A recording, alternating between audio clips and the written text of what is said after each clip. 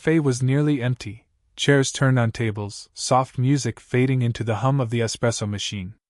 I was wiping down the counter, half asleep, when she walked in like the last note of a song that refuses to end. Her voice was low, careful. "Are you still open?" I nodded, though technically we weren't. Something about her made it impossible to say no. Maybe it was the way she looked at things, not directly, but as if she was remembering them. She chose the seat by the window, where the streetlights spilled gold over her hands. They were elegant, steady, the kind that belonged to someone who'd lived enough life to know the weight of silence. I brought her a cup of coffee. She smiled, a small, practiced smile that didn't quite reach her eyes. "You don't have to stay open for me," she said. "I don't mind," I answered and meant it. The silence between us wasn't empty. It felt alive. The sound of the spoon stirring sugar, the faint rain against the glass, the quiet rhythm of two strangers pretending not to notice each other. When I glanced her way again, she was watching me.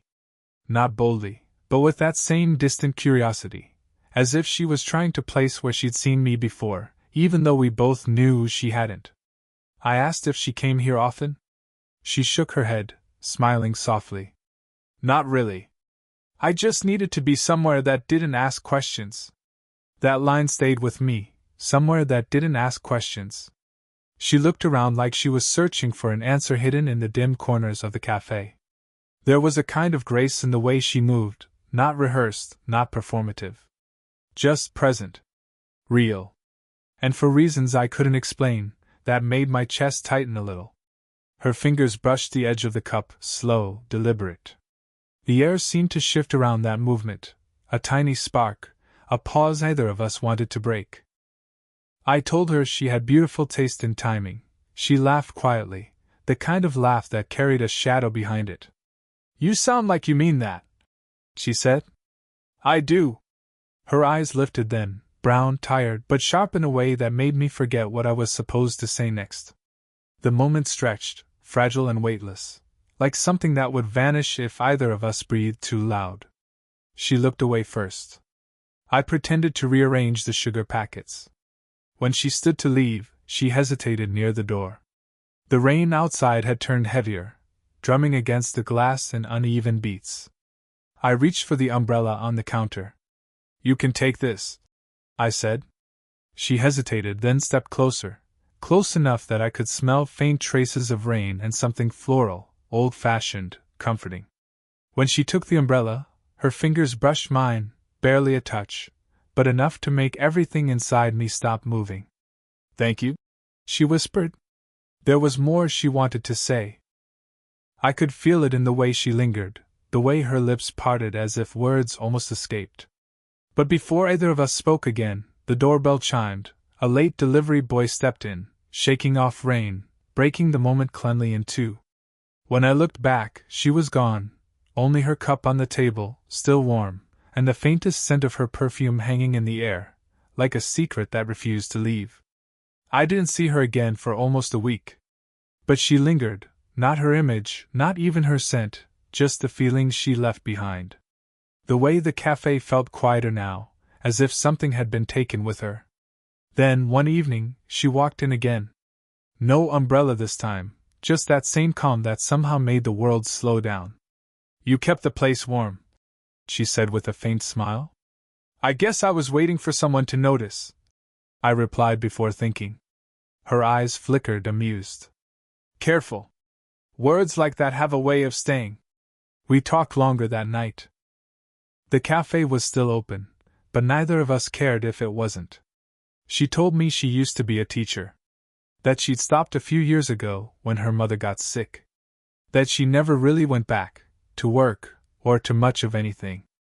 "I guess I forgot how to start again," she said, tracing the rim of her cup. Her voice cracked just slightly, so soft I almost missed it. I didn't ask for more. I just listened.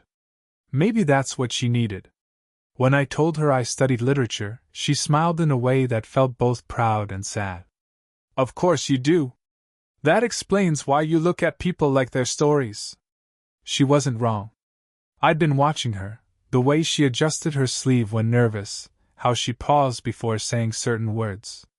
Every movement told a history I didn't know yet, and maybe never would. Still, there was something unspoken between us. I was 25. She was old enough to have been my teacher once. That thought alone should have made me step back. But the strange thing was, it didn't feel wrong. Just complicated. The first time she reached across the counter, her fingers brushed mine again, slower this time. Not accidental. Her skin was warm, familiar. "I didn't mean to come here again," she said. "But you did," I answered. She let her hand linger just long enough for me to notice the tremor there. The air felt thick, too quiet. I wanted to ask if she ever got lonely. I wanted to say that I did. Instead, I asked if she liked her coffee strong or sweet, a coward's way of asking something else entirely. She smiled faintly. "It depends on the night." The lights above us flickered as if the room itself couldn't decide whether to stay lit. Outside, rain began again, soft and uncertain. She shifted closer, glancing toward the window, her shoulder nearly brushing mine. Her breath touched my neck when she spoke, not on purpose, just close enough to feel real. "Do you ever think about leaving?" she asked quietly. "Sometimes," I said. "But then someone walks in, and I forget why I wanted to." That made her look at me, really look. For a heartbeat, there was no noise, no cafe, no rain. Just the fragile, impossible stillness between us. Her hand lifted slightly, like she might touch my face. But she stopped halfway, a soft smile replacing the gesture. "I should go," she whispered. She didn't move. Neither did I. The moment stretched, unbroken, uncertain, until she finally turned, her fingers brushing the counter one last time. When she left, the space she'd occupied still felt warm. And I realized, for the first time, that waiting for her had already become a habit. She started coming in more often after that. Never at the same hour. Sometimes in the late afternoon, sometimes just before closing. She'd sit in the same corner, where the light from the street pooled gently over her face. I pretended to keep busy, but I was always aware of her, the quiet shift of her posture, the faint click of her bracelet against the cup, the way her eyes followed me when she thought I wasn't looking. That evening, the cafe was busier than usual. A few regulars, music low. She was seated by the window, reading something she never seemed to turn the page of. I carried her coffee over, and for a second, our fingers touched again. She didn't move her hand. Neither did I. Her voice came low, careful. "You're going to make people wonder." "Maybe I don't care," I said before I could stop myself. She looked at me, really looked, and the room felt smaller, heavier. "You should," she whispered. "You're young. People will talk." She said it like a warning, but her eyes said something else. Something she didn't have words for. Before I could answer, the bell above the door chimed. My friend Kareem stepped in, loud, easygoing, full of questions. "Hey man, you closing early today?" Her hand slipped back instantly, like a flame retreating. I straightened too fast, nearly knocking over her cup. "No, just finishing up," I muttered, trying to sound normal. Kareem looked at her, then at me, his grin tightening slightly. "Didn't know you had company." "She's just a customer," I said quickly. The lie hung between us, too sharp to ignore. She smiled politely, but her hand trembled as she set her cup down. Kareem left a few minutes later, but the silence he left behind felt heavier than before. She exhaled softly. "You see? This is why it's foolish." "Maybe," I said, voice low. "But it doesn't feel foolish." She didn't reply. Instead, she stood and walked toward the counter, close enough that I could smell rain on her coat, faint traces of jasmine and coffee. She reached past me to grab a napkin, her shoulder brushing against mine, light, accidental, but enough to make my pulse stumble. When she turned, our faces were inches apart. Her breath caught just once.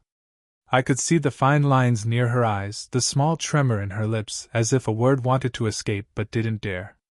"Don't," she whispered, though either of us had moved. I didn't. Not really. But something in me leaned closer, unspoken, unanswered.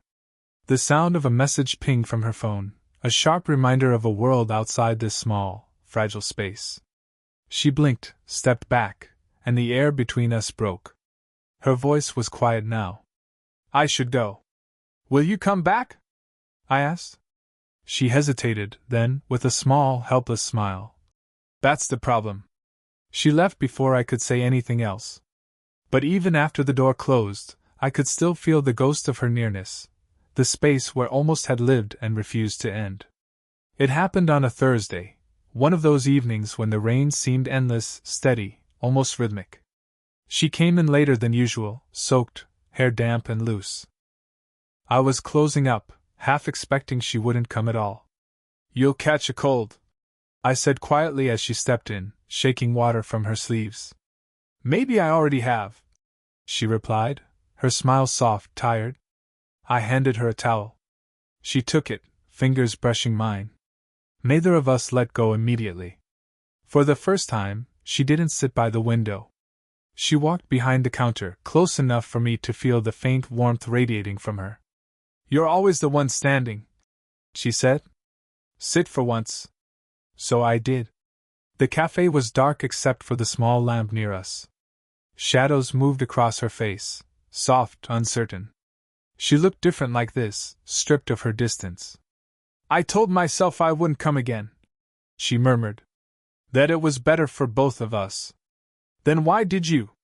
She hesitated, gaze dropping to her hands. Because I wanted to. It wasn't what she said, it was how she said it. Quiet, almost ashamed, as if wanting itself was a mistake. I leaned forward, elbows on my knees. You don't have to explain. Her head lifted, eyes meeting mine. You're too young to understand what this could mean for me. Then tell me, I said. Make me understand. Her laugh came shaky, breaking at the edges. You make it sound easy. She stepped closer without meaning to, one small move that changed everything. I could see the drops of rain still caught in her hair, the faint tremor of her breath. My hand rose before I could think, brushing a strand away from her face.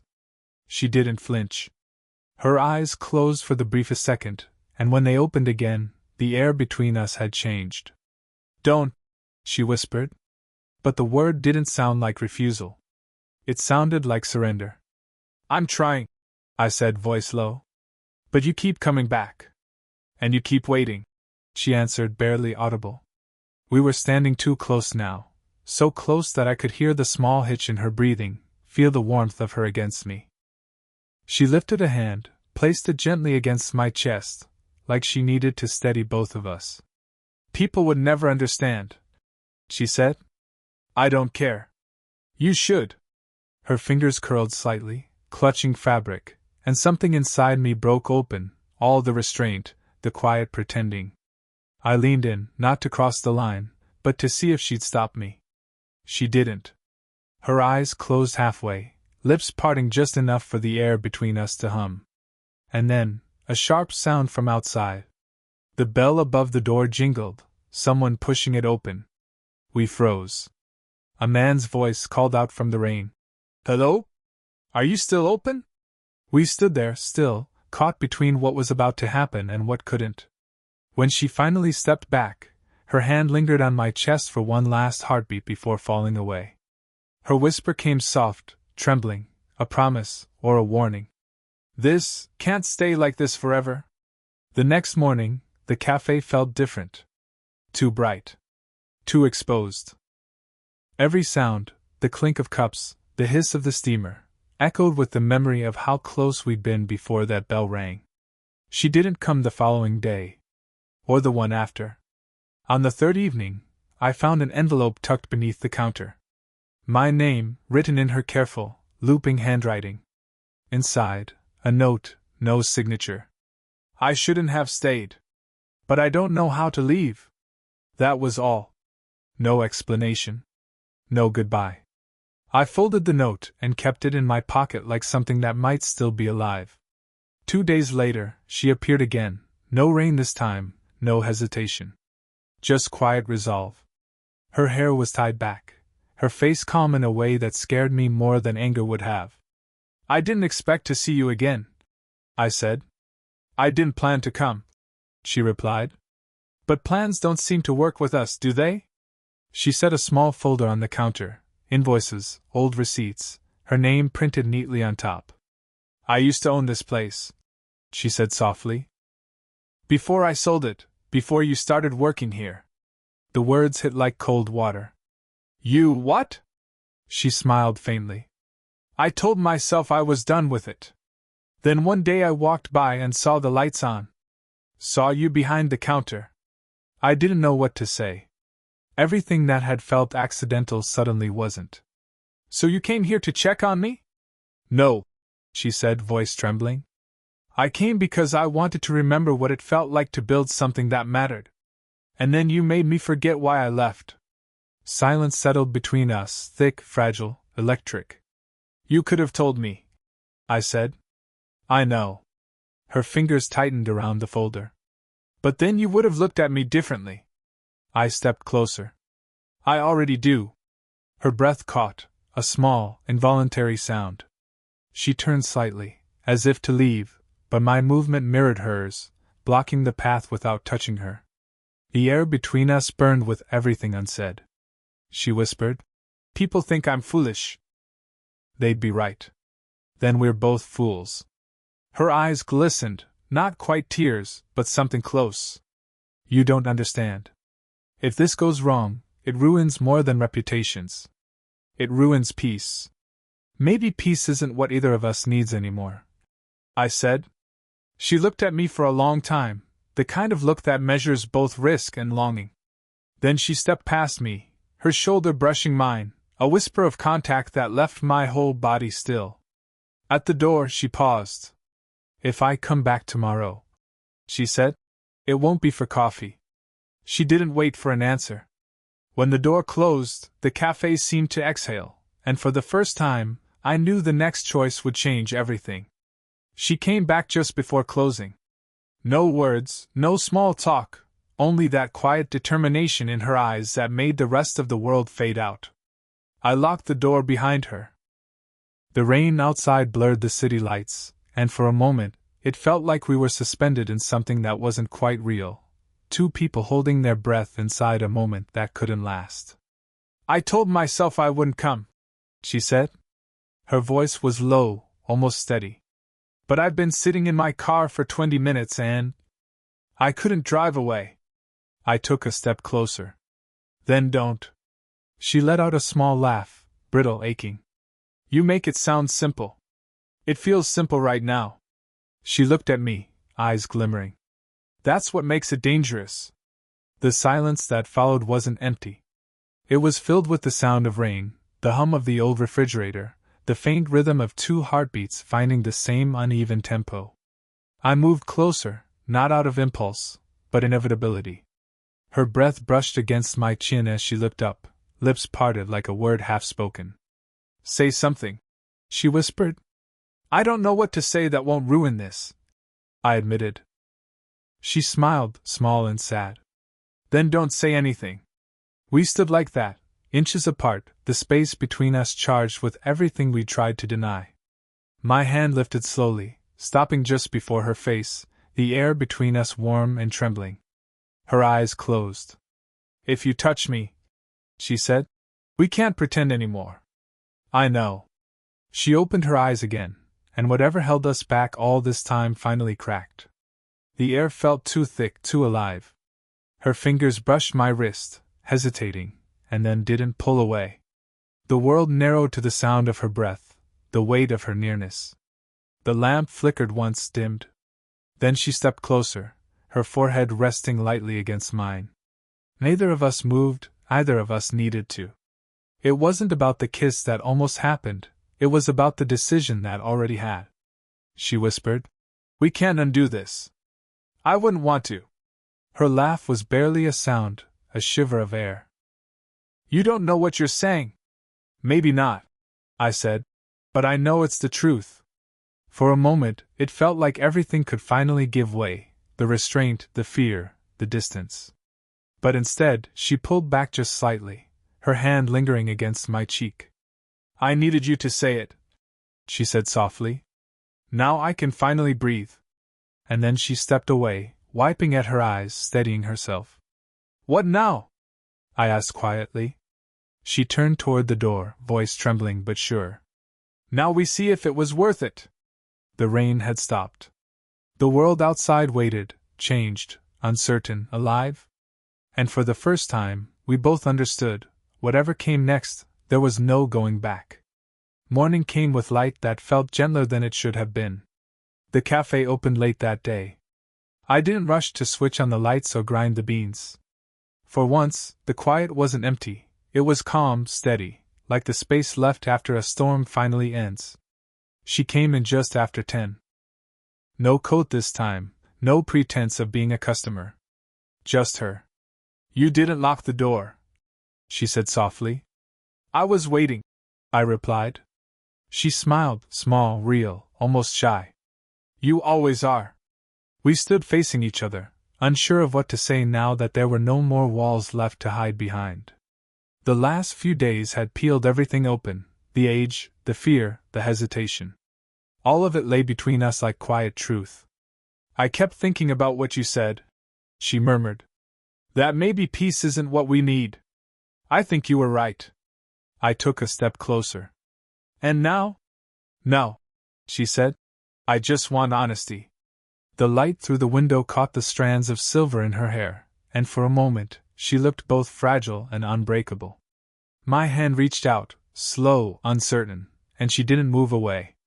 I touched her hand, just that, our fingers linking in a way that felt like a promise without words. She laughed quietly, the sound full of relief. It's strange. I thought I'd feel guilty. I don't. Me neither, I said. Just here. We sat by the window where she'd always chosen her seat. The world outside went on, cars, voices, a child holding an ice cream, all of it distant, harmless. Inside, it was just two people finally unafraid to be seen. She leaned her head against my shoulder, the warmth of her cheek brushing my sleeve. The closeness wasn't new, it just wasn't forbidden anymore. I used to think love was something that happened early, she whispered. When you're still brave, before life teaches you to wait. And now? Now I think it's just something that happens when it has to. I smiled, turning slightly so I could see her face. Her eyes met mine, calm, knowing, completely unguarded. The kind of look that doesn't need a future to feel real in the present. Outside, the rain clouds had lifted. Light spilled through the window, warm and unhurried. She closed her eyes, and I pressed my lips gently to her forehead. Not a claim, not an ending, just gratitude. We stayed like that, two people who had spent too long pretending not to want exactly this. A quiet morning, shared warmth, and the rare peace that comes when fear finally lets go. When she spoke again, it was barely above a whisper. Maybe this is enough. Maybe it always was, I said. The clock ticked softly behind us, marking nothing urgent, just time, moving forward, as we finally did too.